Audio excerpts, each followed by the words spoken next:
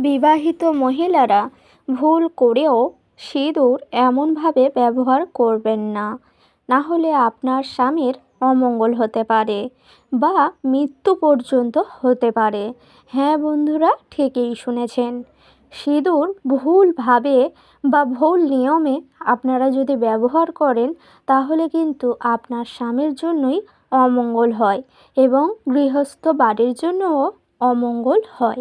এই জন্য সিঁদুর এমনভাবে ব্যবহার করা একদমই উচিত নয়। সিঁদুর ব্যবহার করার কিন্তু সঠিক নিয়ম আছে, যা কিন্তু হিন্দু শাস্ত্রে প্রত্যেক গৃহবধূদের এই নিয়ম মেনে চলাই উচিত। না হলে তাদের স্বামীদের অমঙ্গল হবে এবং মৃত্যু পর্যন্ত ঘটতে পারে। ভুল নিয়মে সিঁদুর পরা মানে স্বামীর জন্যই অমঙ্গল হয়। এই জন্য সঠিক নিয়ম অবশ্যই করে জেনে নিন। এই জন্য অবশ্যই আপনাদের কিন্তু ভিডিওটি সম্পূর্ণ দেখতে হবে, যার মাধ্যমে আপনারা জেনে যেতে পারেন যে সিঁদুর পরার সঠিক নিয়ম কী। হ্যাঁ বন্ধুরা, এই জন্য ভিডিওটি সম্পূর্ণ দেখুন, একদম স্কিপ না করে। আর আমার চ্যানেলে নতুন হলে অবশ্যই চ্যানেলটিকে সাবস্ক্রাইব করে রাখুন পরের ভিডিও পাওয়ার জন্য। তো এবার আসি মূল বিষয়ে। হিন্দু শাস্ত্রে হিন্দু বাড়িতে প্রত্যেক গৃহবধূই কিন্তু তার স্বামীর কল্যাণের জন্য সিঁদুর পরে থাকেন। কিন্তু এই সিঁদুর পরার কিছু নিয়ম আছে, যা কিন্তু সঠিক নিয়মেই সিঁদুর নিজেদের কপালে বা সিঁথিতে পরতে হয়। কিন্তু অনিয়মে বা ভুল নিয়মে আপনারা যদি সিঁদুর আপনাদের সিঁথিতে পরেন, তাহলে কিন্তু স্বামীর অকল্যাণই হয়। এই জন্য সঠিক নিয়মে সিঁদুর পরা অত্যন্ত জরুরি। মা লক্ষ্মীও সন্তুষ্ট হয়। যে সকল গৃহস্থ বাড়িতে হিন্দু শাস্ত্রে মহিলারা যারা সিঁদুর পরেন, তারা কিন্তু সঠিক নিয়মে যদি সিঁদুর পরেন, তাহলেই কিন্তু মা লক্ষ্মী সন্তুষ্ট হন। তার কারণ হচ্ছে যে এই সকল বাড়িতে নিয়মবিধি মেনে চলা হয়, সঠিক নিয়মে সমস্ত কাজ করা হয়, সেই সকল গৃহেতেই কিন্তু মা লক্ষ্মী থাকেন। এই জন্য সঠিক নিয়ম সব ক্ষেত্রেই বা সর্ব কাজেই করা উচিত। তার সাথে সাথেই সর্বশ্রেষ্ঠ কাজ সেটি হচ্ছে মহিলারা সিঁদুর পরেন প্রত্যেকেই, কিন্তু সেটি হচ্ছে স্বামীর মঙ্গলের জন্য। আপনারা যদি ভুল নিয়মে সিঁদুর পরেন, তাহলে কিন্তু তা আপনার স্বামীর জন্যই অমঙ্গল ডেকে আসবে। এই জন্য অবশ্যই স্বামীর মঙ্গলের জন্য সঠিক নিয়মেই সিঁদুর পরা বা সিঁদুর ব্যবহার করার সঠিক নিয়ম আছে, যা আপনারা মেনে চলবেন। হ্যাঁ বন্ধুরা, ঠিকই শুনেছেন। সিঁদুর অবশ্যই করে সঠিক নিয়মেই পরা উচিত। সঠিক নিয়মে না যদি আপনারা সিঁদুর ব্যবহার করেন, তাহলে কিন্তু সংসারের জন্য আয় উন্নতিও আসবে না। তার কারণ হচ্ছে আপনার স্বামী যদি না সুস্থ থাকে, স্বামীর মঙ্গল না যদি হয়, তাহলে কিন্তু সংসারের জন্যও মঙ্গল হয় না। আর্থিক উন্নতির দিক থেকেও উন্নতি আসে না। এই জন্য স্বামীর কল্যাণের জন্য অবশ্যই সঠিক নিয়মে সিঁদুর পরা অত্যন্ত জরুরি এবং সংসারের জন্যই মঙ্গলময়।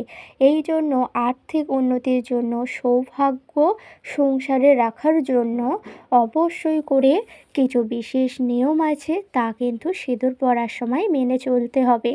দেখবেন তারপরেই কিন্তু সংসারে আয় উন্নতিও হবে, আপনার স্বামীর দীর্ঘ আয়ুও হবে। এই জন্য অবশ্যই সঠিক নিয়মে সিঁদুর পরা অত্যন্তই জরুরি বলেই মনে করা হচ্ছে, যা স্বামীর মঙ্গলময়ই হয়।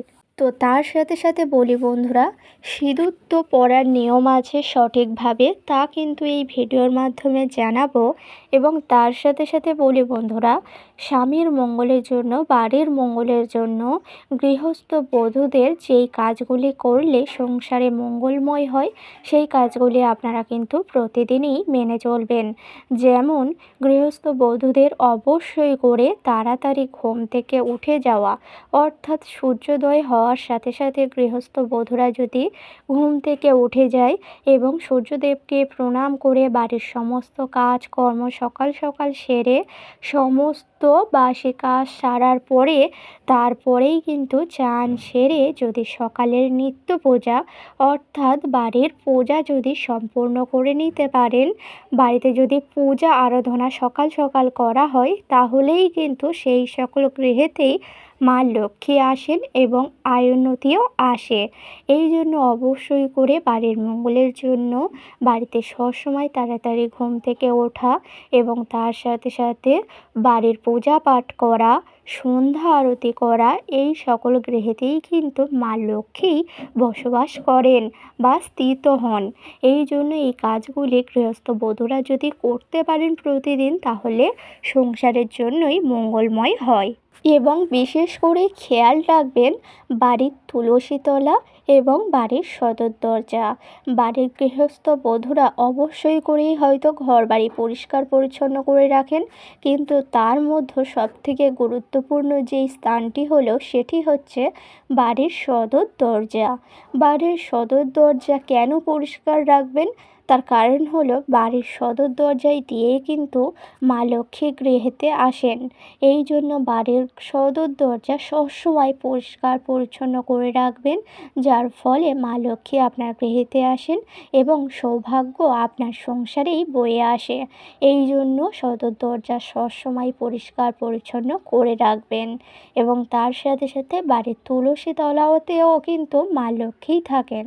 এই জন্য তুলসী তলাও ভালোভাবে পরিষ্কার করে রাখবেন এবং সন্ধ্যাবেলায় পূজা পাঠ করার সময় ও সকালে পূজা পাঠ করার সময় তুলসীতে অবশ্যই করে জল অর্পণ করবেন। এই কাজগুলি বাড়ির বধূরা যদি করতে পারেন, তাহলে স্বামীর মঙ্গল হয়, সংসারের জন্যই মঙ্গলময় হয়। এবার আসি মূল বিষয়ে। সিঁদুর পরার সঠিক নিয়ম এবার কিন্তু আমি আপনাদেরকে জানিয়ে দেব। হ্যাঁ বন্ধুরা, গৃহস্থ বাড়িতে হিন্দু শাস্ত্রে হিন্দু মতে বিবাহিত মহিলারা অবশ্যই করে সিঁদুর পরে থাকেন, কিন্তু সিঁদুর পরার নিয়ম হচ্ছে অবশ্যই আপনারা সকালে ঘুম থেকে ওঠার পরে সমস্ত কাজকর্ম সেরে যখনই চান সেরে সিঁদুর পরবেন। হ্যাঁ বন্ধুরা, অনেকেই আছেন খোলা চুলেই সিঁদুর পরে থাকেন। এটি কিন্তু করলে আপনার স্বামীর অকাল মৃত্যু পর্যন্ত হতে পারে। খোলা চুলে সিঁদুর পরা একদমই উচিত নয়। চুলটা অবশ্যই করে ভালোভাবে খোপা করে নেবেন বা একটি ক্লিপও আটকে নিতে পারেন। তারপরেই কিন্তু আপনার সিঁথিতে সিঁদুর পরবেন আপনার স্বামীর মঙ্গলের জন্য। খোলা চুলে একদমই ভুল করেও সিঁদুর পরা উচিত নয়। এর ফলে কিন্তু আপনার স্বামীর মৃত্যুও হতে পারে এবং বাড়ির অকল্যাণও হতে পারে। এই জন্য বিবাহিত মহিলারা খোলা চুলে সিঁদুর কখনোই পরবেন না। আপনারা অবশ্যই খোপা করে নেবেন, তারপরেই সিঁথিতে সিঁদুর পরবেন স্বামীর মঙ্গলায়ুর জন্য। দেখবেন আপনার স্বামীর আয়ুও বৃদ্ধি পাবে এবং সংসারের জন্যই মঙ্গলময় হবে। তো বন্ধুরা, আশা করছি বোঝাতে পারলাম। অবশ্যই এরকম সঠিক নিয়মেই কিন্তু সিঁদুর আপনারা পরবেন আপনার স্বামীর মঙ্গলের জন্য। আশা করছি ভিডিওটি সম্পূর্ণ বোঝাতে পারলাম। আজকের ভিডিওটি ছিল এই পর্যন্ত। ভিডিওটি ভালো লাগলে লাইক করবেন, শেয়ার করবেন, কমেন্টে লিখে যাবেন জয় মা লক্ষ্মীর জয়। আর আমার চ্যানেলে নতুন হলে অবশ্যই চ্যানেলটিকে সাবস্ক্রাইব করে পাশে থাকবেন পরের ভিডিও পাওয়ার জন্য। সকলকে জানাই অনেক অনেক ধন্যবাদ।